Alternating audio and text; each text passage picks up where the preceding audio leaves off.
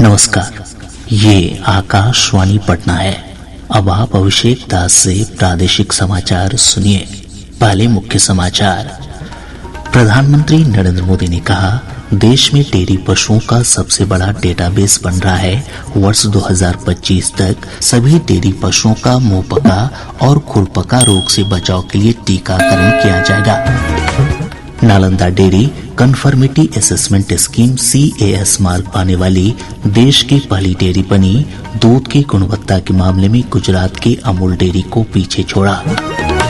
राज्यपाल फागू चौहान ने प्रधानमंत्री नरेंद्र मोदी के पिछले 20 वर्षों के कार्यों पर आधारित पुस्तक मोदी एट 20 सपने हुए साकार का लोकार्पण किया। और मौसम विभाग ने कहा, प्रदेश में मानसून पूरी तरह सक्रिय। अगले 10 दिनों तक राज्य के अधिकतर स्थानों पर हल्की से मध्यम बारिश की संभावना। अब समाचार विस्तार से। प्रधानमंत्री नरेंद्र मोदी ने कहा है कि देश में डेयरी पशुओं के ताजा आंकड़ों का संकलन करने के लिए सबसे बड़ा डेटाबेस बनाया जा रहा है और डेयरी क्षेत्र से जुड़े प्रत्येक पशु को इससे जोड़ा जाएगा। श्री मोदी उत्तर प्रदेश के ग्रेटर नोएडा के इंडिया एक्सपो सेंटर और मार्ट में विश्व डेयरी सम्मेलन के उद्घाटन समारोह को संबोधित कर रहे थे। प्रधानमंत्री ने कहा कि भारत का डेयरी क्षेत्र बड़े पैमाने पर उत्पादन की जगह बड़े जनसमूह द्वारा उत्पादन करने के लिए जाना जाता है। श्री मोदी ने कहा कि भारत में डेयरी क्षेत्र की प्रेरक शक्ति छोटे किसान हैं। पशुधन और दूध से जुड़े व्यवसाय भारत की हजारों वर्ष पुरानी संस्कृति का अभिन्न हिस्सा रहा है। हमारी इस विरासत ने भारत के डेयरी सेक्टर को कुछ विशेषताओं से सशक्त कर दिया है। विश्व के अन्य विकसित देशों से अलग भारत में डेयरी सेक्टर की असली ताकत छोटे किसान है। भारत के डेयरी सेक्टर की पहचान मास प्रोडक्शन से ज्यादा प्रोडक्शन बाय मासिस की है।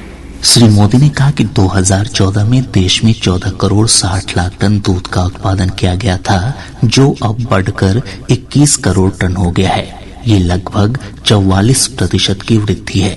प्रधानमंत्री ने कहा कि डेयरी क्षेत्र ग्रामीण अर्थव्यवस्था को गति देने के साथ साथ दुनिया भर के करोड़ों लोगों की आजीविका का एक प्रमुख स्रोत है। डेयरी सेक्टर का सामर्थ्य न सिर्फ ग्रामीण अर्थव्यवस्था को गति देता है, बल्कि ये दुनिया भर में करोड़ों लोगों की आजीविका का भी प्रमुख साधन है। मुझे विश्वास है ये समीट आइडियाज, टेक्नोलॉजी, एक्सपर्टाइज और डेयरी सेक्टर से जुड़ी परंपराओं के स्तर पर एक दूसरे की जानकारी बढ़ाने और एक दूसरे से सीखने में बहुत बड़ी भूमिका निभाएगी। प्रधानमंत्री ने कहा कि डेयरी क्षेत्र में 75% योगदान नारी शक्ति का है। उन्होंने कहा कि डिजिटल क्रांति डेयरी क्षेत्र तक भी पहुंची है और डिजिटल भुगतान प्रणाली दुनिया भर के किसानों की मदद कर सकती है। भारत में हो रही डिजिटल क्रांति की वजह से डेयरी सेक्टर में ज्यादातर लेन देन बहुत तेजी गति से होने लगी है। भारत की डेयरी कोऑपरेटिव्स की स्टडी, उनके बारे में जानकारी, डेयरी सेक्टर में डेवलप किया गया डिजिटल पेमेंट सिस्टम दुनिया के बहुत से देशों के किसानों के बहुत काम आ सकता है। प्रधानमंत्री ने कहा कि पिछले कुछ सालों में लंपी चर्म रोग मवेशियों के लिए खतरा बना हुआ है और उनका जीवन बचाने के लिए स्वदेश में ही टीका तैयार कर लिया गया है। श्री मोदी ने कहा कि प्लास्टिक मवेशियों के लिए खतरा बन गया है और सरकार एक बार प्रयोग किए जाने वाले प्लास्टिक के उपयोग को समाप्त करने के लिए संकल्पबद्ध है। प्रधानमंत्री ने कहा कि 2025 तक डेयरी के सभी पशुओं को मुंहपका खुरपका रोग से बचाने के लिए टीका उपलब्ध करा दिया जाएगा। उन्होंने कहा कि पशुपालन को बढ़ावा देने के लिए स्वदेशी और संकर नस्ल दोनों पर ही ध्यान दिया जा रहा है। श्री मोदी ने कहा कि गोवर्धन योजना डेयरी क्षेत्र के विकास का उदाहरण है।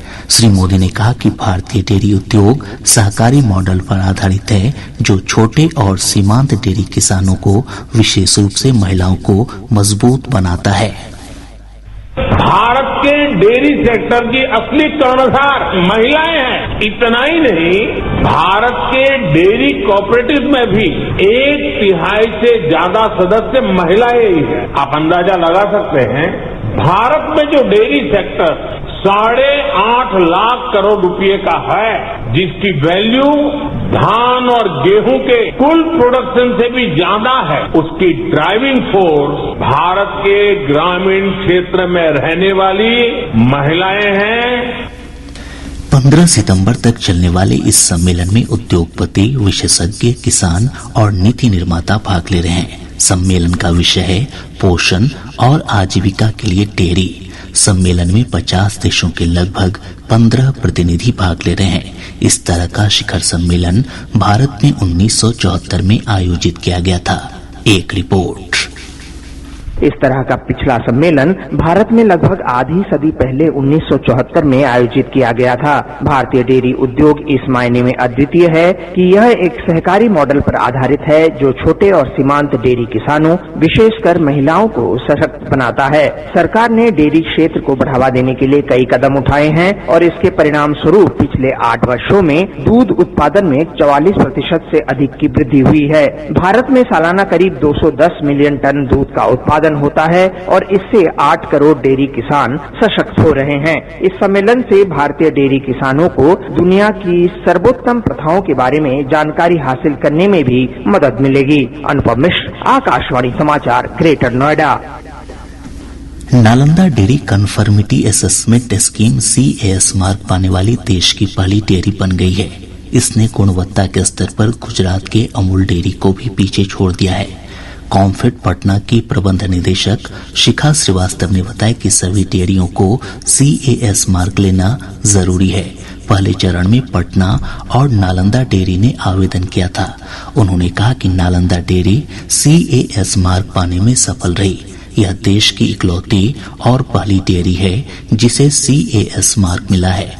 गौरतलब है कि दूध और दुग्ध उत्पाद की अंतर्राज्यीय और वैश्विक बाजार में मार्केटिंग करने के लिए CAS मार्क अनिवार्य कर दिया गया है। राज्यपाल फागू चौहान ने आज राजभवन में मोदी एट 20 सपने हुए साकार नामक पुस्तक का लोकार्पण किया। यह पुस्तक गुजरात के मुख्यमंत्री और भारत के प्रधानमंत्री के रूप में नरेंद्र मोदी द्वारा पिछले 20 वर्षों में किए गए कार्यों पर आधारित है। लोकार्पण समारोह को संबोधित करते हुए राज्यपाल फागू चौहान ने कहा कि प्रधानमंत्री नरेंद्र मोदी ने भारत में लोकतंत्र की जड़ों को मजबूत किया है। वे आम लोगों की समस्याओं के निदान के लिए आम लोगों की भागीदारी पर ही भरोसा करते हैं। राज्यपाल श्री चौहान ने कहा कि प्रधानमंत्री के रूप में नरेंद्र मोदी में मानवीय संवेदना, जवाबदेही, पारदर्शिता और जीवन बदलने के लिए समर्पण की झलक मिलती है। उन्होंने लोगों से इस पुस्तक को पढ़ने की अपील की ताकि उन्हें पता चल सके कि एक सामान्य व्यक्ति प्रधानमंत्री के पद तक कैसे पहुंचा। समारोह को भाजपा के प्रदेश अध्यक्ष और सांसद डॉक्टर संजय जायसवाल ने भी संबोधित किया। केंद्रीय कला संस्कृति सचिव गोविंद मोहन ने आज पटना में विकास आयुक्त विवेक कुमार सिंह द्वारा लिखित पुस्तक बिहार राज्य पुरातत्व एटलस का लोकार्पण किया। लोकार्पण समारोह को संबोधित करते हुए उन्होंने कहा कि यह पुस्तक बिहार के पुरातात्विक इतिहास का बृहद कोश है। उन्होंने कहा कि केंद्र सरकार ने पुरातात्विक स्थलों की खुदाई के लिए चालू वित्तीय वर्ष में बजट को बढ़ाकर 100 करोड़ रुपए कर दिया है। अगले 2 वर्षों में इसे बढ़ाकर 500 करोड़ रुपए करने का लक्ष्य है। पुस्तक के बारे में जानकारी देते हुए लेखक विवेक कुमार सिंह ने बताया कि पुस्तक में बिहार के विभिन्न ऐतिहासिक पहलुओं को समेटने का प्रयास किया गया है।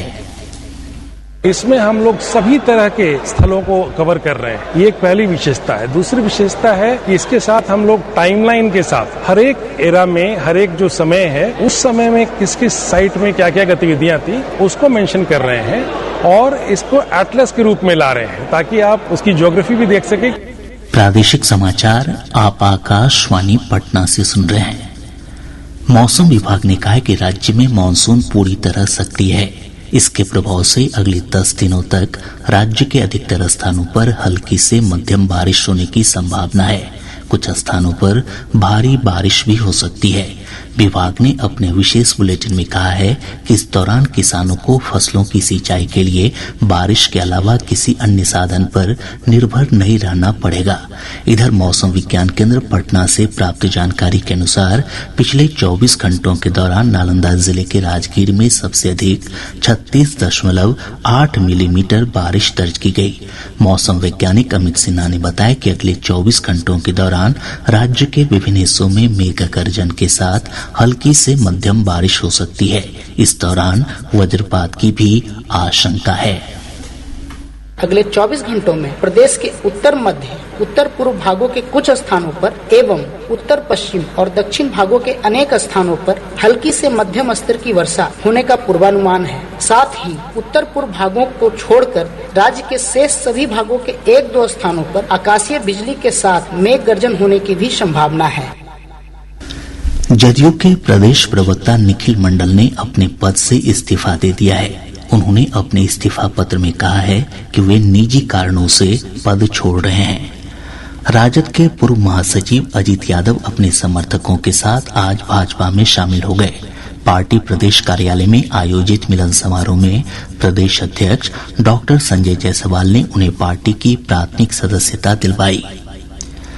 प्रदेश में अब तक 15,33,10,000 से अधिक कोविड रोधी टीके लगाए जा चुके हैं। इनमें से 6,68,03,000 से अधिक लोगों को टीके की दोनों डोज दी जा चुकी है। वहीं अब तक लगभग 1,33,52,000 लोगों को बूस्टर डोज भी लगाई जा चुकी है।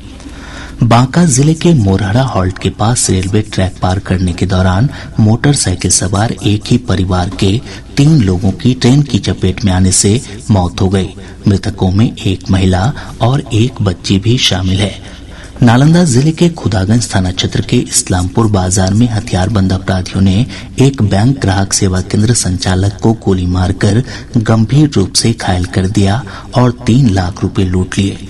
वहीं अररिया जिले के फारबिसगंज थाना क्षेत्र अंतर्गत अम्हारा के पास अपराधियों ने एक बैंक ग्राहक सेवा केंद्र संचालक से हथियार के बल पर 2 लाख रुपए लूट लिए। विरोध करने पर अपराधियों ने हवाई फायरिंग भी की। कटिहार जिला पुलिस ने पिछले दिनों मनिहारी तिलारपुर में एक सीएसपी संचालक के साथ हुई लूटपाट के मामले में 5 अपराधियों को गिरफ्तार किया है। इनके पास से 1,65,000 रुपए भी बरामद किए गए हैं।